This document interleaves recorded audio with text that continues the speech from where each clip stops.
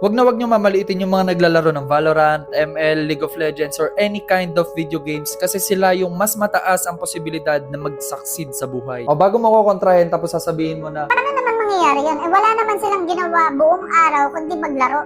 Mga nerd. oo, sige na, totoo na lahat ng sinabi mo. Pero wala kang idea na lahat ng mga gamer ay alam at na-experience nila yung salitang grind. Kasi isa rin akong gamer dati at napansin ko lang na halos kaparehas ng mga video games na nabanggit ko yung totoong buhay. Sige, gawin nating example yung sa ML. Diba may mga ranking system ang mga laro? Para makalaban ko yung mga malalakas at para makasama ko yung mga idol ko, kailangan maabot ko tong rank na to, which is yung Mythic Glory. Kaya ang ginawa ko noon, nagpupuyat ako kakaaral ng mga techniques, mga items, or yung mga skill combo ng isang hero para lumakas ako lalo. At uulit-ulitin kong gamitin yung isang hero na yon para maabot ko yung gusto kong rank kahit na marinig ko palagi yung sound effects na to. Defeat. Kailangan ko na lang yung medyo nakakaya.